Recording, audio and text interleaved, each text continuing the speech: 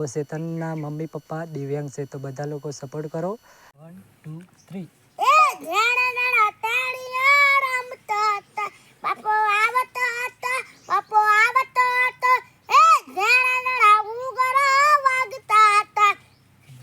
હા, સોશિયલ મીડિયામાં જ્યારે અમે ઇન્સ્ટાગ્રામ જોયું ત્યારે બધા રીલ બનાવતા હતા, એટલે મેં પણ વિચાર્યું હતું કે ચેતનભાઈની એક રીલ બનાવી દઉં એમ. એ માટે મેં પણ ચેતનભાઈની રીલ બનાવવાનું સ્ટાર્ટિંગ કરી દીધું. છેલ્લા 2 વર્ષથી મહેનત ચાલુ કરેલી હતી અને જેમ જેમ વિડીયો બનાવતો રહ્યો તેમ ચેતનભાઈને લોકો સપોર્ટ કરતા રહ્યા અને એમના ફોલોવર્સ પણ વધવા લાગ્યા. એટલે મને પણ લાગ્યું કે આ છોકરો આગળ જશે, એટલા માટે મેં પણ વિડીયો બનાવવાના ચાલુ કરી દીધા. એટલે એમના વિડીયો સારા ચાલતા હતા, બધા સપોર્ટ કરતા હતા અને સારી મહેનત પણ મેં પણ કરી હતી અને અલગ અલગ જગ્યા જઈને તેમના વિડીયો બનાવ્યા હતા. અને અમે વિડીયો બનાવતા થોડા તો આ વિડીયો બનાવતા હતા અને પછી ગબ્બરભાઈનો ફોન આવ્યો હતો કે તમે જાબડીયા આવો. તો ગબ્બરભાઈએ એક રીલ જોઈ હતી જેણા ગુગરાવાળી, તો તેમને પણ લાગ્યું હશે કે ચલો આપણે એક સોંગ એને ગવડાવીએ. તો એમને પછી અમને ઇન્સ્ટાગ્રામમાં ફોન કરી અને બોલાયા હતા. તે અમે ત્યાં ગયા હતા અને ત્યાં જઈને અમે પણ ચેતનને, તેમને અર્જુનભાઈ અને ગબ્બર ઠાકોરે બંનેને ફૂલ મહેનત કરાવી હતી. ચેતનભાઈને ખાલી 2 લીટી જ આવડતી હતી, એટલે એમને પણ ફૂલ મહેનત કરી અને ચેતનભાઈને આગળ વધારવાની કોશિશ કરી. એટલે એમને બહુ મહેનત કરી હતી. અને ચેતનભાઈની ઉંમર છે 8મું રનિંગ છે અને 3જા ધોરણમાં ભણે છે પ્રાથમિક શાળા. એના મમ્મી પપ્પા ખેતીવાડી. હું ચેતનના કાકાનો છોકરો છું. ચેતન અમારા કુટુંબી છે. તો જ્યારે ચેતનના કાકાના છોકરાએ ચેતનની રીલ્સ બનાવી અને ઇન્સ્ટાગ્રામમાં અપલોડ કરી તો લોકો પસંદ કરવા લાગ્યા હતા. તો ચેતનના વિડીયો જેમ જેમ બનાવ્યા તેમ ચેતનની રીલ્સ વાયરલ થવા લાગી. તો ચેતનની રીલ્સ જોઈને ગબ્બરભાઈ ઠાકોર, અર્જુન ઠાકોર જોઈને એનો કોન્ટેક્ટ કર્યો અને ચેતનને તેના ગામ જાબડિયા બોલાવ્યો હતો. ત્યાં જેણા ગુગરાવાળી સોંગ તૈયાર કરીને પછી ચેતનનું સોંગ યુટ્યુબમાં અપલોડ કર્યું. તો હાલ પૂરતી ચેતનનું સોંગ 1 મિલિયન થઈ ગયું છે. જેવા 2 સોંગ રિલીઝ કર્યા, એક ગબ્બરભાઈ ઠાકોર ને અર્જુનભાઈ ઠાકોર. બંને ભાઈઓ ચેતનને ખૂબ સપોર્ટ કર્યો અને 2 સોંગ રિલીઝ કર્યા તો બંને 1 મિલિયન ઉપર થઈ ગયા છે. તો ચેતનના મમ્મી પપ્પા દિવ્યાંગ છે, તો બધા લોકો સપોર્ટ કરો, એમને સાથ સહકાર આપો અને જેમ ગબ્બરભાઈ અને અર્જુનભાઈ સપોર્ટ કરે તેવી જ રીતે બધા લોકો સપોર્ટ કરો. ચેતનના મમ્મી પપ્પા દિવ્યાંગ હોવાથી એ મજૂરી કરી શકે તેમ નથી, એટલે બધા ભાઈઓને નમ્ર વિનંતી કે બધા ભાઈઓ ચેતનને સપોર્ટ કરો, જેથી કરીને ચેતનની જિંદગી બને અને મજૂરી ના કરે પોતાનું ઘર ગુજરાન ચલાવી શકે. તેવી રીતે બધા ભાઈઓને નમ્ર વિનંતી છે કે સપોર્ટ કરો.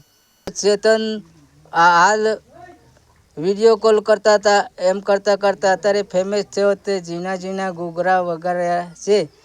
તો મહેરબાની કરી અને મારે ચેતન સામું જોજો. બીજું તો તમને શું કહું, પણ અમોહર ગરીબો હરણ જોજો અને થોડું સાથ આપતા રહેજો. શું કરો છો તમે?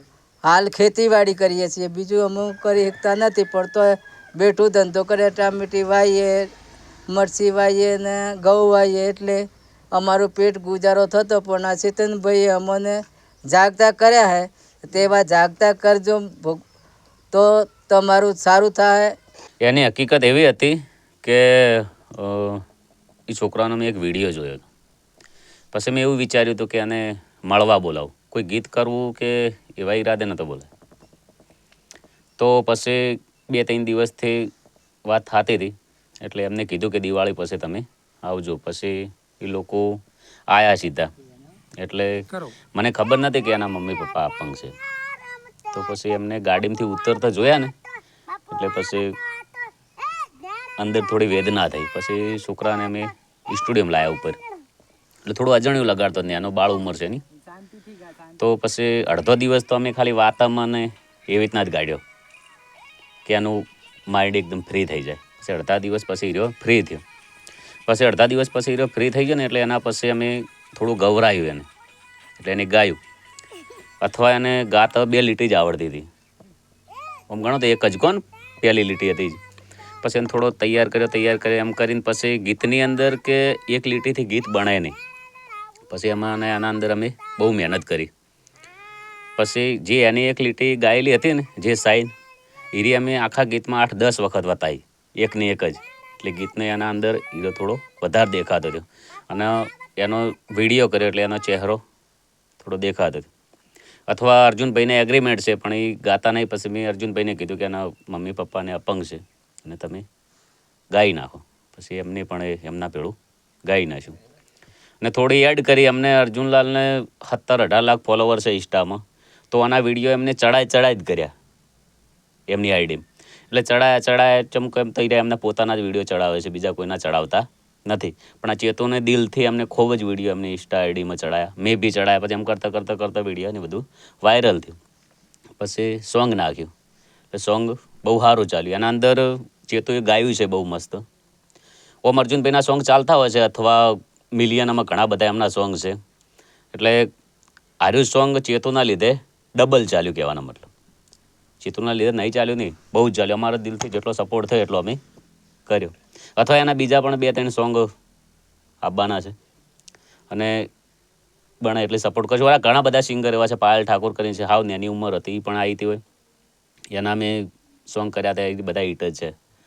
વાલા પપ્પા અંબા જેવા ઘણા બધા સિંગરોને. અને આ બધું કરું છું એનું કારણ એવું છે કે એક સમય એવો હતો કે હું પણ ગાવા જાતો તો લોકો મને 500 ગાવાના હાલતા ને તો મેં 1600 રૂપિયા ગાડી ભાડું આલેલું છે.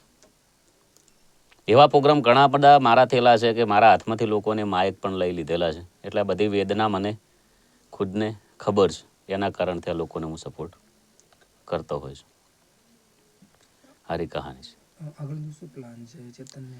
ચેતનને જેટલો બને એટલો સપોર્ટ કરીશું અને મારો ઈરાદો એવો છે કે હું એનું કોઈ બી હિન્દી સોંગ કરું અને લોકો સપોર્ટ કરશે ને તો એનું કદાચ ગુજરાતમાં ચલાવ્યું છે તો રાજ્ય બહાર પણ ચાલી શકે. એ લોકો ઉપર જાય, લોકો કરશે જ સપોર્ટ. જેમ કે ગુજરાત એટલું દયાળુ ને એટલું માયાળું છે કે લોકો માટે ગુજરાત જેવા બીજા રાજ્યો,